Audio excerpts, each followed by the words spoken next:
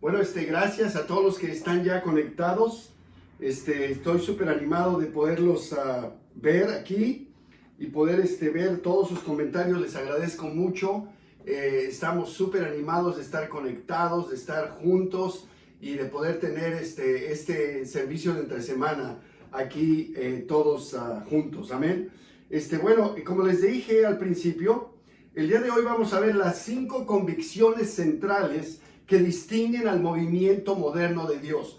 Y así que vamos a empezar. No queremos hacer esto muy largo, pero por favor, tomen su libreta, tomen su pluma, tomen su Biblia y vamos a estudiar. Amén. También les recomiendo que vuelvan a verlo otra vez si es que necesitan aclarar algo. Y qué bueno que podemos tenerlo ahí grabado para que ustedes puedan verlo nuevamente.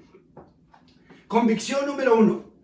Somos una iglesia de la Biblia, no solamente una iglesia del Nuevo Testamento. Amén. Esto es algo muy importante. Hay muchas iglesias, aunque ustedes no lo crean, pero yo creo que sí lo creen porque han visto tantas cosas.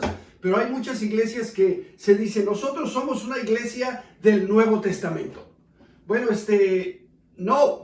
Nosotros somos una iglesia de toda la Biblia. Hay iglesias que solamente creen en el Antiguo Testamento. Pero nosotros creemos en toda la Biblia. Toda la Biblia. Vamos a leer una escritura en 2 Timoteo capítulo 3 y verso 16 y 17. Amén. Dice así.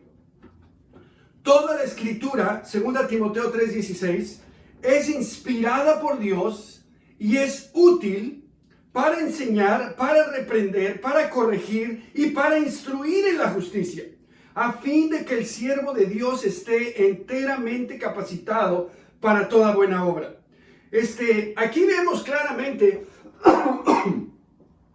que la misma palabra de Dios dice que toda la escritura, y casualmente cuando Pablo escribe esto a Timoteo y dice toda la escritura, él se está refiriendo al Antiguo Testamento y él está escribiendo el Nuevo Testamento. Así que toda la escritura es inspirada por Dios y por lo tanto somos una iglesia de la Biblia que creemos en toda la escritura. Amén. En Colosenses capítulo 2 y verso 13. Colosenses 2, 13 y 14. Espero que hayan tenido una increíble cena. Dice así, Colosenses 2:13. Antes de recibir esa circuncisión, ustedes estaban muertos en sus pecados. Sin embargo, Dios nos dio vida en unión con Cristo al perdonarnos todos los pecados y anular la deuda que teníamos pendiente por los requisitos de la ley. Él anuló esa deuda que nos era adversa, clavándola en la cruz. Los principios y las lecciones del Antiguo Testamento, todas se aplican a nuestras vidas, tanto como el Nuevo Testamento, pero excepto todo lo que se refiere a la ley mosaica y cualquier enseñanza que el Nuevo Testamento la sustituye. La Biblia no se contradice, pero hay cosas que se cumplen y hasta ahí llegan. Un día estudiamos nosotros el estudio acerca de esto y yo prediqué en Gálatas capítulo 3. Y es muy interesante ver cómo la ley no iba a pasar hasta que todo se cumpliera.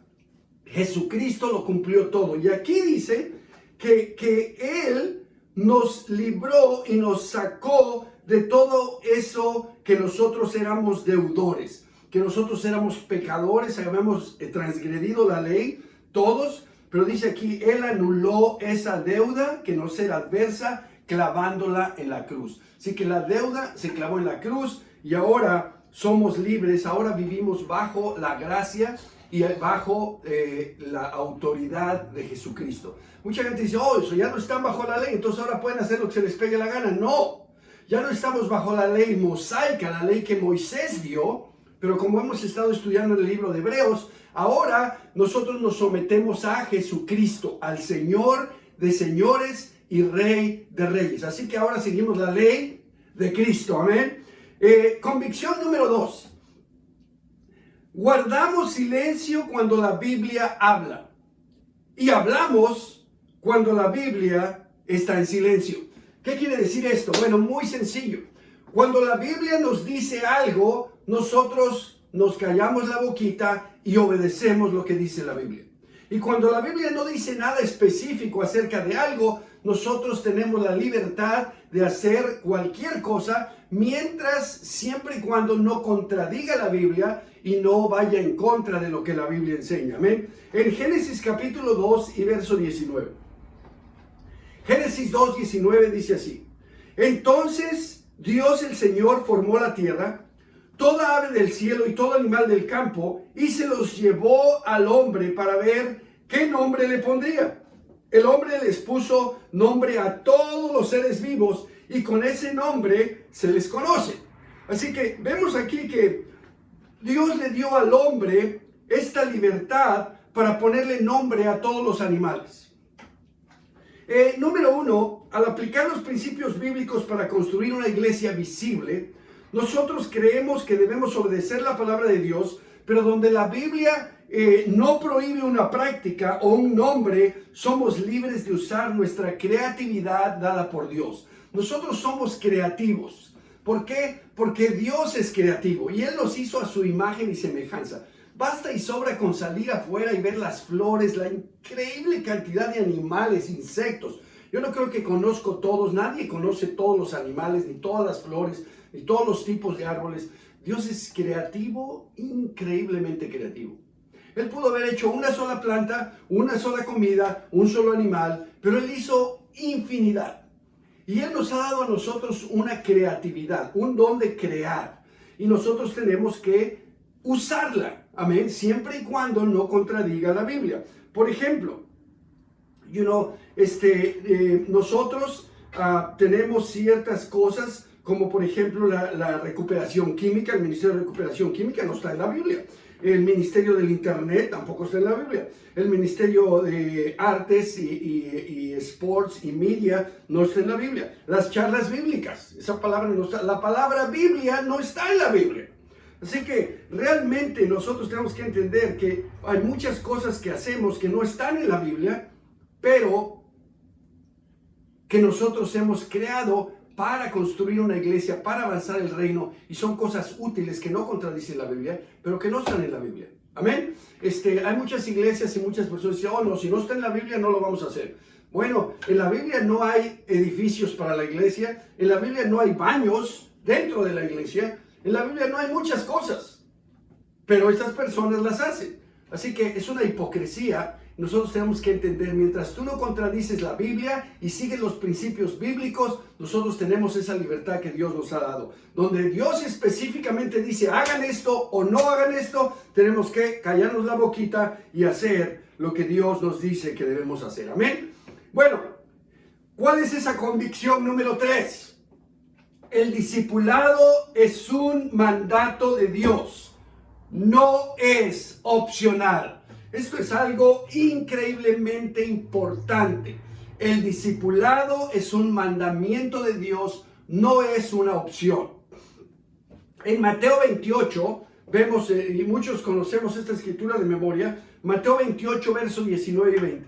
Dice: por lo tanto, vayan y hagan discípulos de todas las naciones, bautizándolos en el nombre del Padre, del Hijo y del Espíritu Santo, enseñándoles a obedecer todo lo que yo les he mandado a ustedes. Y les aseguro que estaré con ustedes siempre hasta el fin del mundo. El discipulado es el plan de Dios para todos, no solo para los líderes. Jesús les dijo: ustedes vayan y hagan discípulos, pero luego les dijo: y enséñenles a obedecer todo lo que yo les he mandado a ustedes. ¿Y qué es lo último que les mandó? Que fueran y hicieran discípulos. Así que nosotros hacemos discípulos y les enseñamos a hacer discípulos que hacen discípulos que hacen discípulos. Ese es el plan de Dios para salvar el mundo. Amén. El discipulado es enseñar obediencia a las Escrituras. Eso es el discipulado. Cuando nosotros tenemos discipulado, lo que queremos es que obedezcamos lo que dice la Biblia.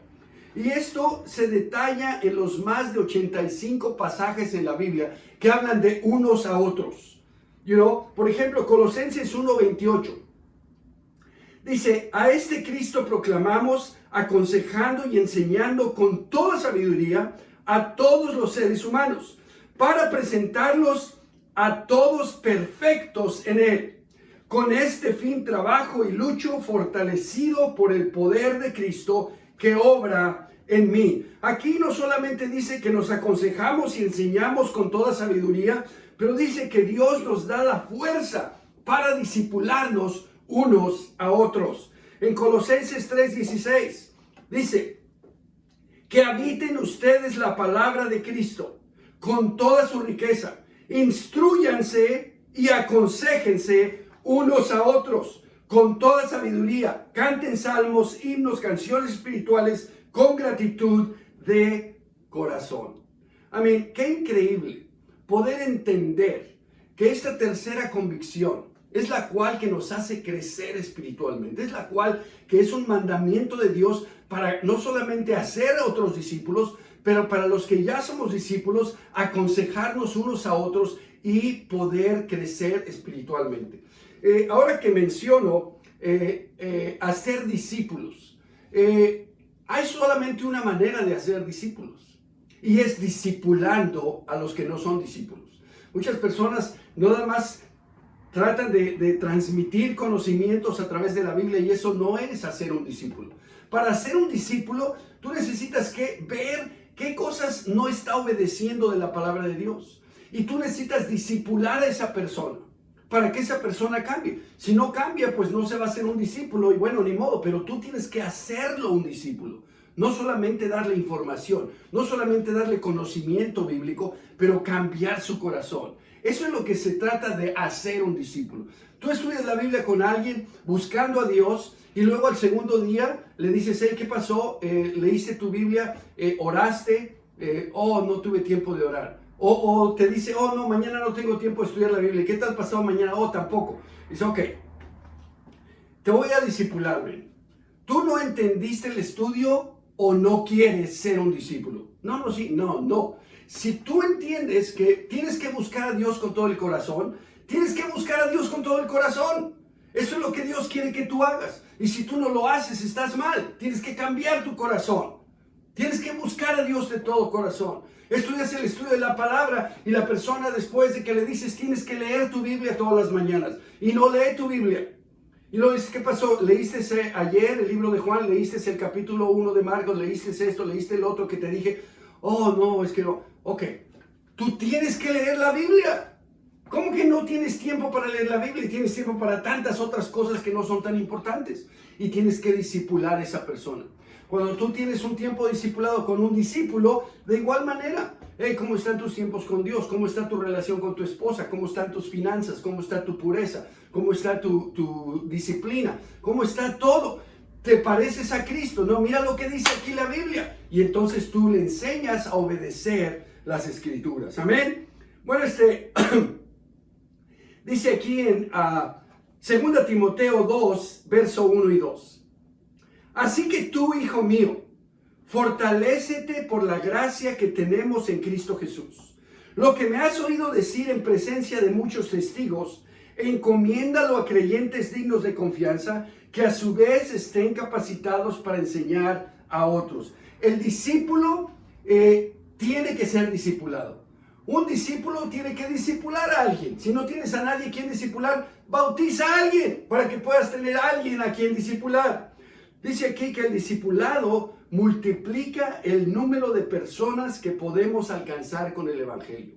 Cuando Pablo habla aquí a Timoteo, le dice, mira Timoteo, todo lo que tú me has oído decir en presencia de tantos testigos, eso que tú has aprendido de mí, todo lo que yo te he discipulado y te he enseñado de obedecer la palabra de Dios, eso quiero que tú se lo enseñes a otras personas, a personas que sean dignos de confianza, para que a su vez ellos le enseñen a otros. Ahí está el discipulado. Ese es el discipulado. Pablo le enseñó a Timoteo. Timoteo le va a enseñar a otros, dignos de confianza, y esos otros le van a enseñar a otros, que a su vez le van a enseñar a otros y a otros y a otros. Eso es el discipulado. Convicción número 4. ¿Cuál es la convicción número 4? Un liderazgo central, con un líder central.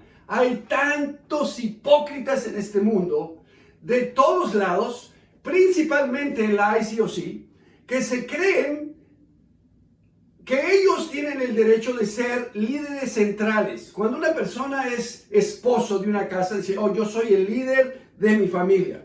Él es el líder central. Cuando dirigen una charla bíblica, oh, yo soy el líder de mi charla, yo dirijo mi charla. Cuando dirigen un sector o una región, oh, yo dirijo aquí. Incluso algunos que dirigen alguna iglesia. Pero ¿qué tal? ¿Quién dirige el movimiento de Dios en el mundo? Ellos no quieren someterse a nadie, quieren ser autónomos. La autonomía es pecado. La autonomía no es de Dios y no está en la Biblia. Amén. El liderazgo central es algo vital, es una convicción. Dice aquí, vamos a ver a Números, capítulo 27 y verso 15. Vamos a ver qué dice la palabra de Dios. Dice, Números 27, verso 15. Moisés le respondió al Señor, dígnate, Señor, Dios de toda la humanidad, nombrar un jefe sobre esta comunidad, uno que los dirija en sus campañas, que los lleve a la guerra y los traiga de vuelta a casa. Así el pueblo del Señor no se quedará como rebaño sin pastor. El Señor dijo a Moisés, toma a Josué, hijo de Nun, que es un hombre de gran espíritu. Pon tus manos sobre él y haz que se presente ante el sacerdote Eleazar y ante toda la comunidad. En presencia de ellos le entregarás el mando. Lo investirás con algunas de tus atribuciones para que toda la comunidad israelita le obedezca. Se presentará ante el sacerdote Eleazar, quien mediante el Urim consultará al Señor. Cuando Josué ordene ir a la guerra, la comunidad entera saldrá con él, y cuando le ordene volver, volverá. Moisés hizo lo que el Señor le ordenó. Tomó a Josué, lo puso delante del sacerdote Eleazar y toda la comunidad, y luego le impuso las manos y le entregó el cargo, tal como el Señor lo había mandado. A lo largo de la palabra de Dios, cuando su pueblo está unificado, había un liderazgo central fuerte y un líder central piadoso. Lee tu Biblia. Ve todas las increíbles aventuras, tiempos buenos y tiempos malos que el pueblo de Israel pasó, el pueblo de Dios, que representa la iglesia el día de hoy. Ese Israel físico, que hoy representa el Israel espiritual que es la iglesia. Léelo. Y te vas a dar cuenta de que cuando el pueblo de Dios tenía un líder central, era victorioso, tenía victorias, salía adelante, honraba a Dios. Y cuando no había un líder, era fracasado, dividido, en pecado. Aquí vamos a ver una escritura en donde está Moisés. Dice aquí que Moisés... Éxodo 18 y verso 24. Moisés atendió a la voz de su suegro y siguió sus sugerencias. Escogió entre todos los israelitas hombres capaces y los puso al frente de los israelitas como jefes de 1,000, 100, 50 y 10 personas. Estos jefes fungían como jueces de tiempo completo, entendiendo los casos sencillos, pero remitiendo a Moisés los casos difíciles. Yo te invito para que leas todo lo anterior en este capítulo 18 de Éxodo. La situación era terrible. Había más de 2 millones de personas en el desierto y Moisés era el líder, el único líder. Así que todos venían a él y todos querían consultar con Moisés para que Moisés les diera consejo, para que Moisés los discipulara, para que Moisés los instruyera. Y era algo extenuante, tú te puedes imaginar. Eran las filas más largas que las filas que hay en Costco hoy. Las filas más largas que las que hay en Ralph's o en Food for Less. Una fila para ver a Moisés. Y su suegro le dice, mira, eso que estás haciendo no está bien. Lo que tienes que hacer es que tienes que determinar líderes de grupos más pequeños. Y ese modelo es el que nosotros seguimos. Unos líderes que dirijan un sector mundial.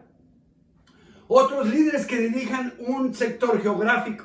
Otros líderes que dirigen una iglesia. Y esa iglesia crece y necesitan líderes que dirijan un grupo, ¿verdad? Una house church. Y después eso necesitan charlas bíblicas. Y cada líder de charla bíblica. Como aquí exactamente lo mismo que Dios inspira aquí para que Moisés haga. Dice, hombres capaces que sean jefes de 1000, de 100, 50 y 10 personas. Estos jefes fungirán como jueces de tiempo completo, atendiendo los casos sencillos, pero remitiendo a Moisés los casos difíciles. Moisés seguía estando en cargo. Moisés era el líder central del movimiento de Dios de ese tiempo. Y así que hoy nosotros tenemos un líder central del movimiento moderno de Dios, que es nuestro hermano Kip McKean, porque Dios lo puso ahí. Él no se puso solo, Dios lo escogió y Dios lo ha levantado y Dios lo ha bendecido y Dios lo va a seguir bendiciendo. Tú me dirás, bueno, Kip se va a morir. Sí, todos nos vamos a morir. Y ojalá ese día esté muy lejos. Pero cuando llegue, Dios va a poner a alguien que va a ser el hombre escogido por Dios. Siempre Dios va a tener un líder que va a dirigir su movimiento. Amén. Pero por ahora es Kip McKean y nosotros estamos felices que Dios nos ha puesto un líder central para poder estar organizados de acuerdo a su voluntad. Ahora, nosotros sabemos que desde los primeros tiempos la gente necesitaba un líder central. ¿Para qué? Para proporcionar dirección, para tener unidad, para asegurar que cada oveja tiene un pastor. En 1 Corintios 4, vamos a ver en el versículo 15. Aquí vemos ahora a Pablo. Estamos en el Nuevo Testamento. Jesucristo ya murió en la cruz, ya subió al cielo. Y miren lo que pasa aquí. En 1 Corintios 4 dice Pablo, en verso 15.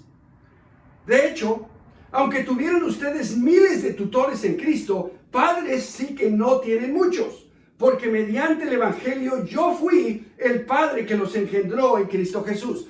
Pablo le dice, yo soy su padre espiritual. Amén.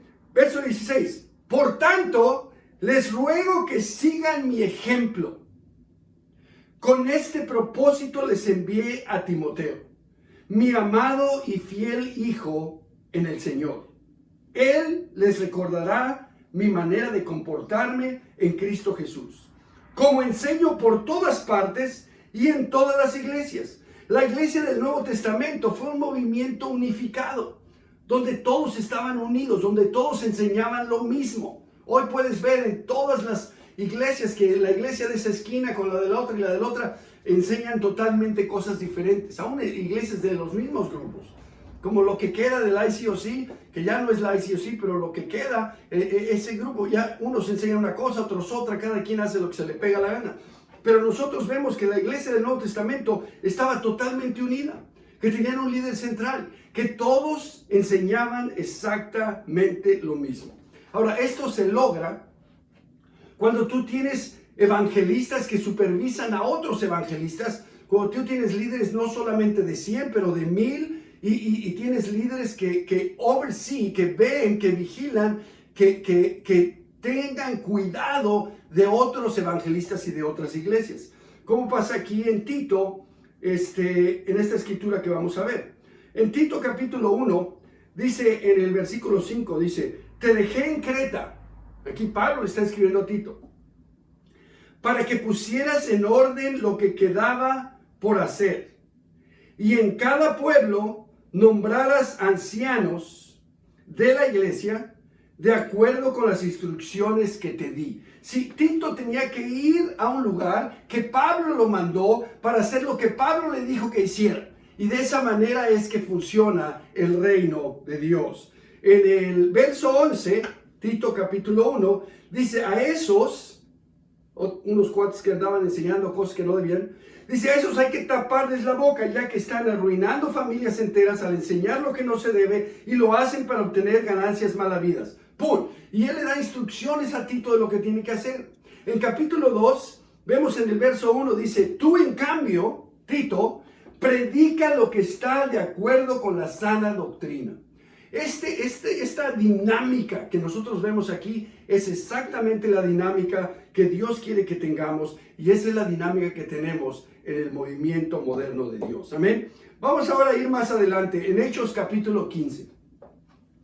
Aquí en Hechos capítulo 15, verso 13, dice así, cuando terminaron, Jacobo tomó la palabra y dijo, hermanos, escúchenme. Ahora, Jacobo era el medio hermano de Jesús, amén. Dice, escúchenme, verso 14. Simón nos ha expuesto, está hablando de Pedro, Simón nos ha expuesto como Dios desde el principio tuvo a bien escoger de entre los gentiles un pueblo para honra de su nombre. Con esto concuerdan las palabras de los profetas, tal como está escrito. Después de esto volveré y reedificaré la choza caída de David, reedificaré sus ruinas y la restauraré, para que busque al Señor el resto de la humanidad. O sea, todas las naciones, amén. Todas las naciones que llevan mi nombre. Verso 18. Así dice el Señor, que hace estas cosas, conocidas desde tiempos antiguos. Por lo tanto, yo considero que debemos dejar de ponerles trabas a los gentiles que se convierten a Dios. Y aquí en el Nuevo Testamento vemos algo muy increíble. Jesús es el líder del movimiento. Cuando Jesús está caminando aquí en la tierra, cuando Él se va al cielo, Pedro asume el liderazgo del movimiento. Y él tiene las llaves y él abre la puerta en Hechos capítulo 2, verso 36 y dice, ¿qué debemos hacer? Arrepiéntanse y bautícense cada uno de ustedes para perdón de sus pecados. Pero después vemos que él se convierte en un apóstol de los judíos, porque en los primeros 7 años del cristianismo, solo los judíos se habían convertido al cristianismo. Ahora, curiosamente después, Pablo se convierte en el apóstol de los gentiles. Y el liderazgo del movimiento en Hechos capítulo 15 ahora pasa al medio hermano de Jesús, Santiago. Él en el concilio de Jerusalén, que eso es lo que está pasando aquí en el capítulo 15, hay un concilio porque hay ciertas diversas opiniones, se juntan todos, exponen su caso y entonces Jacobo dice con la autoridad que él tiene, porque él es el líder central ahora, y dice, ok, ya los escuché, esto es lo que vamos a hacer, y con la autoridad del líder central, y todos dicen amén, y eso es lo que se hizo. Dice aquí que él, después de escuchar ambos lados de la cuestión de la circuncisión, pronuncia un juicio autoritario que une a todas las iglesias. Así que creemos nosotros en un liderazgo central, punto. Convicción número 5. El sueño de la evangelización de las naciones en esta generación. Algunos no quieren ya, antes negaban que la evangelización del mundo era posible.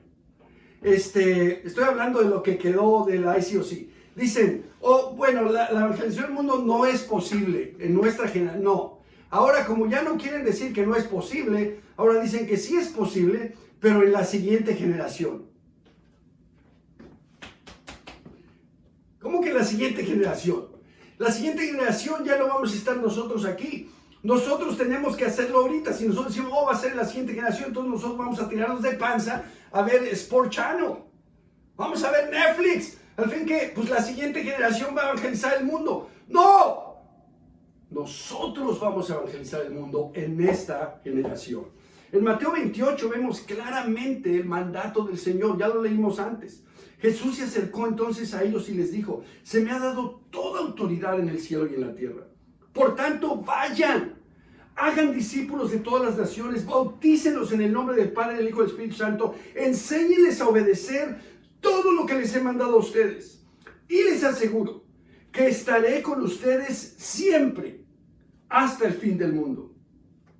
Si el mundo fue evangelizado en el primer siglo, ciertamente que nosotros podemos hacerlo en el siglo XXI. Amén. Esto se logrará a través de cada discípulo que haga discípulos y que cada discípulo que tenga relaciones de discipulado. Amén. En Hechos capítulo 1, verso 8, dice aquí Jesús, está hablando Jesús y dice, pero cuando venga el Espíritu Santo sobre ustedes, recibirán poder y serán mis testigos, tanto en Jerusalén como en toda Judea y Samaria y hasta los confines de la tierra.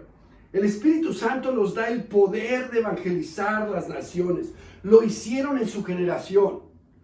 En Colosenses 1:6 dice, que ha llegado hasta ustedes. Este evangelio está dando fruto y creciendo en todo el mundo, como también ha sucedido entre ustedes desde el día en que supieron de la gracia de Dios y la comprendieron plenamente.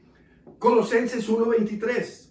Con tal de que se mantengan firmes en la fe, bien cimentados y estables, sin abandonar la esperanza que ofrece el evangelio. Este evangelio que ustedes oyeron y que ha sido proclamado a toda la creación bajo del cielo, y del que yo, Pablo, he llegado a ser servidor. Nosotros debemos hacerlo.